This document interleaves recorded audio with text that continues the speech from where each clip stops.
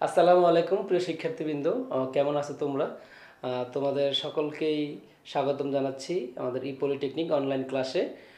আমি আজকে আসছি আমাদের এই ক্লাসের আমাদের ডিজাইন অফ স্ট্রাকচার ওয়ান যে ছিল সিভিল ডিপার্টমেন্টের ষষ্ঠ পর্বের ডিজাইন অফ স্ট্রাকচার ওয়ান প্রথম চ্যাপ্টারের আমরা কিছু অংশ আগের পূর্বের ক্লাসে আলোচনা করেছিলাম। আজকে তার দ্বিতীয় অংশগুলো আমরা আলোচনা করব, শেয়ার করব। তো আমরা বোর্ডে যে ছিল বোর্ডে আলোচনা করেছিলাম আমাদের চ্যাপ্টার নেম অনুসারে কংক্রিট, সিমেন্ট কংক্রিট এবং কাঠামো নিরাপত্তা। সিমেন্ট কংক্রিট পর্যন্ত আমাদের আলোচনা হয়েছিল। কংক্রিটের ফুল কংক্রিট কি, কংক্রিট কত প্রকার, কংক্রিটের শ্রেণীবিন্যাস, কংক্রিট কত ধরনের আছে, কোথায় কোথায় ব্যবহার আছে, কি কি কংক্রিট আছে, প্রিস্টেজ কংক্রিট কি, তারপরে প্লেন কংক্রিট কি, আরসিসি কংক্রিট, রেইনফোর্স কংক্রিট কি, এই সম্পর্কে আমাদের আগের ক্লাসটা আলোচনা করেছিলাম। তোমরা যারা ছিল আগের ক্লাসে অবশ্যই তোমরা জানো বা তোমাদের দেখা হয়েছে। তো আজকে আমরা এই চ্যাপ্টারটার আমাদের বাকি অংশ আমরা আলোচনা করব। ক্লাস 2 বাকি অংশ আলোচনা করব। আমাদের ছিল কাঠামোর নিরাপত্তা, এই অংশটা আমি আলোচনা করিনি। কাঠামোর নিরাপত্তা আসলে কি, যে কংক্রিটের পরে যে আর কিছু অপশন ছিল, স্থিতিস্থাপক গুণাঙ্ক বা ইলাস্টিসিটি, ইয়াং মডুলাস ছিল। তো এখানে কংক্রিটের ইয়াং স্থিতিস্থাপক গুণাঙ্ক বলতে আমরা কি বুঝি? আমি আবার বলতেছি, কংক্রিটের ইয়াং স্থিতিস্থাপক গুণাঙ্ক বলতে আমরা কি বুঝি? স্থিতিস্থাপক সীমার মধ্যে কংক্রিটের স্থিতিস্থাপক সীমার মধ্যে কংক্রিটের পীড়ন বিকৃতির রেখার ঢালকে, আবার বলতেছি, স্থিতিস্থাপক সীমার মধ্যে কংক্রিটের পীড়ন বিকৃতির রেখার ঢালকে স্থিতিস্থাপক গুণাঙ্ক বলে অথবা মডুলাস অফ ইলাস্টিসিটি বলে। এখানে স্থিতিস্থাপক সীমার মধ্যে কংক্রিটের পীড়ন বিকৃতির ঢাল, পীড়ন একটা, স্ট্রেস একটা, আর স্ট্রেন একটা, পীড়ন বিকৃতির ঢাল আছে, একটা কার্ভ হয়, সেই ঢালকে আমরা বলছি modulus of elasticity. ACI code অনুযায়ী সিক্যান্ট স্থিতিস্থাপক গুণাঙ্ক, আমি আবার বলতেছি, ACI code American concrete institute, যেটা তোমরা জানো, এটা প্রচলিত সর্ববহুল ওয়ার্ল্ড ওয়াইড একটা design code, ACI American concrete institute, ACI. সেখান থেকে আমাদের সমস্ত ডিজাইন কমপ্লিট করতে হয়, কাজগুলো করতে হয়। তো এখানে আমাদের একটা অপশন আছে, এসিআই কোড অনুযায়ী সিক্যান্ট স্থিতিস্থাপক গুণাঙ্ক দুইটা পদ্ধতিতে আমরা এটা বের করতে পারি। একটা হচ্ছে এমকেএস পদ্ধতি আর একটা হচ্ছে এফপিএস পদ্ধতি। এমকেএস পদ্ধতিতে আমি লিখে রেখেছি বোর্ডে, তোমরা দেখতে পারো, স্থিতিস্থাপক গুণাঙ্ক ইকুয়াল W⁵ 4270 √f'(c). এটা একটা নির্দিষ্ট একটা মান, এসিআই কর্তৃক এটা ডিজাইনকৃত একটা মান। এইখানে কেজি/সেন্টিমিটার স্কয়ার, আর ডব্লিউটা একক ওজন, কনক্রিটের একক ওজন টন/মিটার কিউব। আমি আবার বারবার বলতেছি, যখন আমি এই সূত্রে ফেলবো সেটা হবে ডব্লিউর মান হবে টন/মিটার কিউব, মাথায় রাখতে হবে। আর f'(c) সর্বোচ্চ পীড়নের মান থাকবে কেজি/সেন্টিমিটার স্কয়ার। এটা অনেক ছেলেমেয়েরা, স্টুডেন্টরা এটা ভুল করে ফেলে। ডাটা দেওয়া থাকবে, আমার প্রশ্ন আছে, ডাটা দেওয়া থাকে কিন্তু তারা ক্যালকুলেশন ভুল করে, খুব তাড়াহুড়া করে, মনোযোগ দিয়ে ক্লাসে শুনে না বা পড়ে না বা দেখে না। একটু ভালো মতো খেয়াল করবা, নির্ভুলভাবে আমরা আশা করি সামনে আগাইতে পারবো। এফপিএস দুটো পদ্ধতি বলছিলাম স্থিতিস্থাপক গুণাঙ্ক বের করার, এফপিএস আর এমকেএস। এমকেএস আমি বললাম, এফপিএস ফুট/সেকেন্ড সিস্টেমে। এখানে দেখো স্থিতিস্থাপক ইকুয়াল বলা আছে W⁵ 1.5, পাওয়ার সেম থাকবে, একক ওজন সেম থাকবে। এখানে চেঞ্জ হয়ে যাবে 33 √f'(c). এইটাও এসিআই কর্তৃক ডিজাইনকৃত। এখানে পাউন্ড/স্কয়ার ইঞ্চি হয়ে যাবে। এইখানে f'(c) এর মান পাউন্ড/স্কয়ার ইঞ্চি, আর একক ওজন হবে পাউন্ড/ফিট কিউব বা ঘনফিট, পাউন্ড/ফিট কিউব। আমি এটা এককটা লিখিনি, এখানে লিখে দিচ্ছি।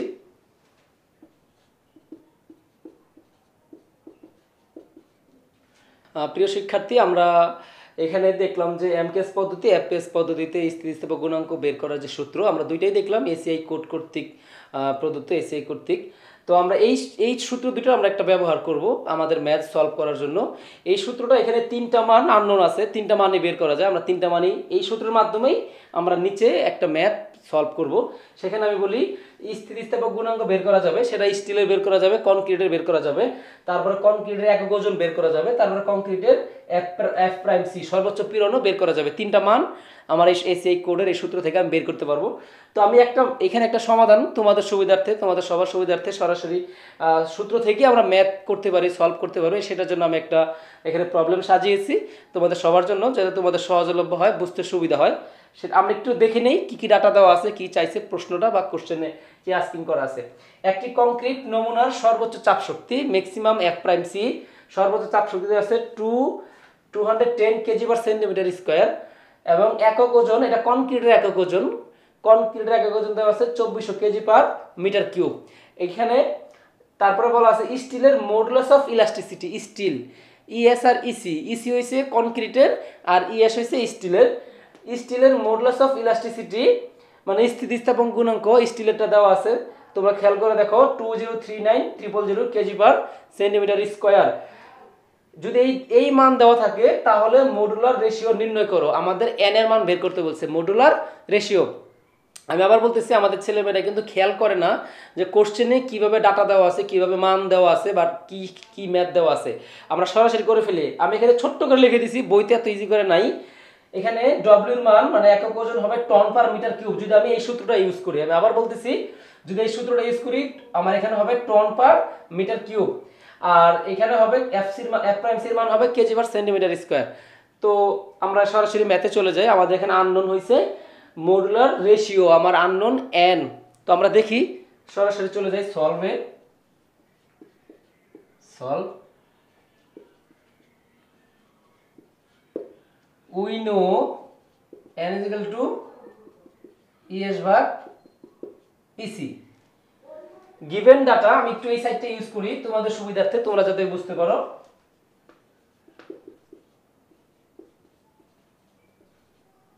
গিভেন ডাটা, আমার এখানে গিভেন ডাটা মানে প্রদত্ত ডাটা, আমি ম্যাথটা করতে যা যা লাগবে কি কি দেওয়া আছে।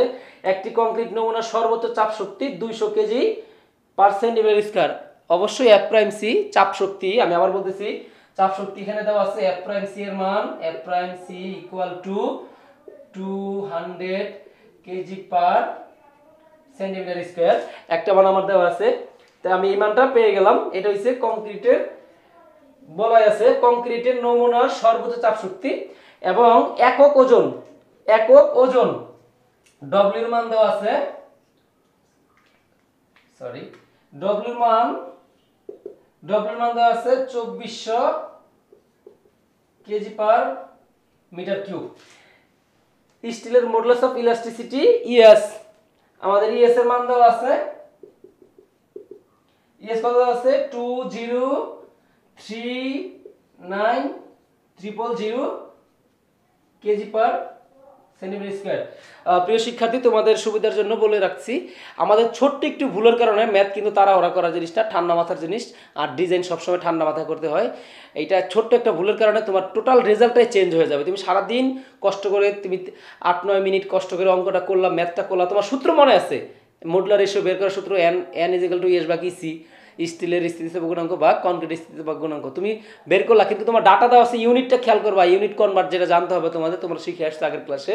ইউনিটটা দেখো, আমার একক ওজন কিন্তু 2400 কেজি পার মিটার কিউব, আর আমাদের সূত্র অনুসারে আমি কি বলছিলাম, ওজন হবে টন পার মিটার কিউব। ঠিক আছে, দেখো আমার কিন্তু সূত্র অনুসারে বলা ছিল ডব্লিউর মানটা যে হবে সেটা টনে যাবে, সেটা টনে যাবে। তাহলে এখানে আছে আমার কত কেজি, তো 1000 কেজিতে 1 টন, তো আমি এটা 2400 কেজিকে যদি 1000 দিয়ে ভাগ দিই আমার 2.4 হবে। আমি ক্যালকুলেশনে যাচ্ছি। তো আমাদের এইটা দরকার, আমার n is equal two S ভাগ ইসি। আমার এখানে আমার ডাটা আছে, ইএস এর মান দেওয়া আছে, আমার ইসির মান দেওয়া নাই, ইসিটা আমার আননোন। তো আমি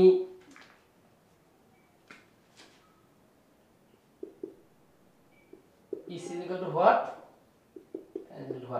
আমার এটা বের করতে হবে। আমার এই দুইটা ভ্যালু আমার আননোন আছে, আর আমার যেহেতু ম্যাথের মূল কাজই হইছে মডুলার রেশিও এন বের করা। এন বের করতে গেলে ইএস ভাগ ইসি লাগে। তো আমি যখন ইএস ভাগ ইসি, আমার ইসি বের করতে গেলে আমার ইসি, আমি আবার বলি, আমি যখন ই এর মান বের করব, স্থিতিস্থাপক গুণাঙ্ক, তোমরা অবশ্যই আগে একটু লেকচারের আগে একটু খেয়াল করো এমকেএস এফপিএস পদ্ধতিতে, এটা এমকেএস পদ্ধতিতে, যেহেতু আমার ম্যাথটা এমকেএস পদ্ধতিতে আছে।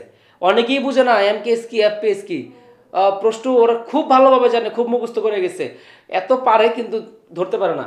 এখানে কিন্তু টোটাল ডাটাটাই কিন্তু এমকেএস দেওয়া আছে, কোথায় কিন্তু ফিট পাউন্ড দেওয়া নাই, দেখো কোথাও ফিট ইঞ্চি নাই, কিন্তু আমার সূত্রে কিন্তু এফপিএস কিন্তু লেখা আছে পাউন্ড পার ইঞ্চি স্কোয়ার, একক ওজন হবে পাউন্ড পার ফিট কিউব ঘন ফিট, কিন্তু এখানে কিন্তু কোথাও ডাটাতে এফপিএস নাই, টোটাল ডাটাটা আমার এমকেএস। সো আমি এমকেএসই চেষ্টা করব করার। আমি যদি এমকেএস করতে যাই, আমার ই বের করার সূত্র, তাহলে আমার এই সূত্রটা ব্যবহার হচ্ছে। এখন আমি এটা ইউজ করতেছি, তো দেখি আমরা যদি এটা যদি ইউজ করি, আমি n এর ভ্যালুটা বসাবো, n এর ভ্যালু উপরে বসে আমি এখানে e এর মানটা বের করে নিয়ে আসি। e সূত্র আমরা জানি w to the power 1.54270 root over f prime c। এইটা হচ্ছে আমার সূত্র। এইটা হচ্ছে প্রিয় শিক্ষার্থী, এটা আমার আগের সূত্র, কোনো ভেজাল নাই বা কোনো ঝামেলা নাই, তোমরা ঘাবড়ানোর কিছু না, একেবারে সহজ সিস্টেমে দিচ্ছি। দেখো শুধু এখানে ই ছিল, সি ছিল না, এখানে শুধু সি হয়েছে। এটা তুমি এস লাগাইলে স্টিলেটটা বের হবে, এস লাগাইলে স্টিলেটটা বা অন্য সিস্টেমে স্টিলেটটা বের করা যাবে। তো আমি এখানে আমার যার যার ভ্যালু আমি বসাই দিই, দেখি ভ্যালু বসাইলে কি আসে। এখন কিন্তু প্রশ্নের মানে তোমরা অ্যান্সার দিবা, তোমরা চিন্তা করবা ডব্লিউর ভ্যালু আমার এখানে কত ছিল, 2400 কেজি। তো আমার এখানে কি ডব্লিউর ভ্যালু কি 2400 হবে নাকি 2.4 হবে? অবশ্যই আমার সূত্রে দেওয়া আছে টন, খেয়াল করে দেখো টনে দেওয়া আছে। তাহলে আমি যদি ওই 2400 কেজিকে টনে নেই, তা আমার 2.4 টন হবে, 1.5 ইন্টু ব্র্যাকেট। আর সবসময় নির্ভুলভাবে ম্যাথ করার জন্য ব্র্যাকেট দিয়ে করবা, ক্যালকুলেটর করো বা যেটা দিয়ে সলিউশন করো, ব্র্যাকেট দিয়ে করবা, তোমার সেফটি হবে ম্যাথের জন্য। তো আমি 4270 সূত্র অনুসারে ফেলাইলাম, এটা কিন্তু সূত্র। এরপরে আমার আবার bracket root over f prime c এর মান দেওয়া আছে কত, 210। তো আমি এখন ক্যালকুলেশন করব, আমি বলতেছি তোমরাও ক্যালকুলেশন করতে পারো আমার সাথে, যেভাবে দেওয়া আছে সেভাবে। সায়েন্টিফিক ক্যালকুলেটরে দিলেও চলে আসবে, অটোমেটিকলি দিলেও চলে আসে। তো আমরা একটু ক্যালকুলেশনে যাই। ব্র্যাকেট 2.4 টু দি পাওয়ার 1.5, এটা আমার ডব্লিউর মান, power 1.5 equal into bracket 4270 equal into bracket root over 210। প্রিয় শিক্ষার্থীবৃন্দ, আমরা কিন্তু আমাদের মান পেয়ে গেছি। এখন শুধু আমরা সূত্রে ফেলবো, ক্যালকুলেশন করব, আমরা মডুলার অফ ইলাস্টিসিটি বা মডুলার অফ রেশিও আমরা পেয়ে যাব।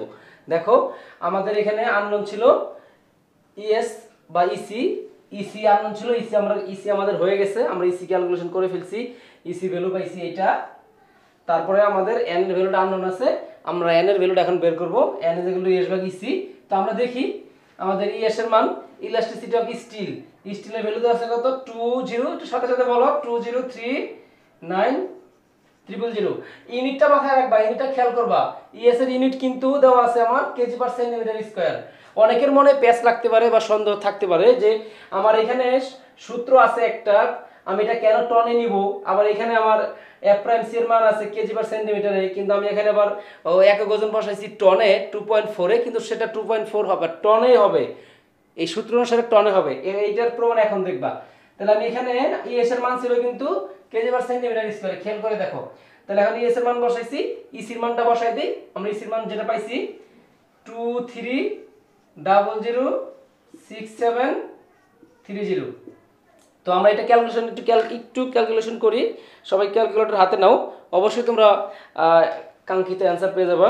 টু ব্র্যাকেট, আমি যেভাবে বলবো ব্র্যাকেট দিয়ে, আমি ব্র্যাকেট দেই নাই, ব্র্যাকেট দিয়ে দিচ্ছি। ব্র্যাকেট দিলে তোমাদের ভুল হওয়ার সম্ভাবনা থাকবে না। অনেকেই কিন্তু আছে খুব এক্সপার্ট ক্যালকুলেশনে, খুব এক্সপার্ট স্টুডেন্ট, আর ওনারাই বেশি ভুল করে, খুব দ্রুত করতে যায়, সেই ভুলের ফাঁদে পা দিবা না। আমার একটু সময় হোক, তুমি 10 মিনিট 15 মিনিট ওয়েট করতে পারলা, কষ্ট করে ম্যাথ করতে পারলা, কিন্তু তুমি একটু তাড়াহুড়োর কারণে পুরো ম্যাথটাই তোমার অমিল হয়ে গেল, মিলল না। তো দেখি আমরা ইএস এর মান ছিল 2039000 ভাগ ব্র্যাকেট ছিল 230067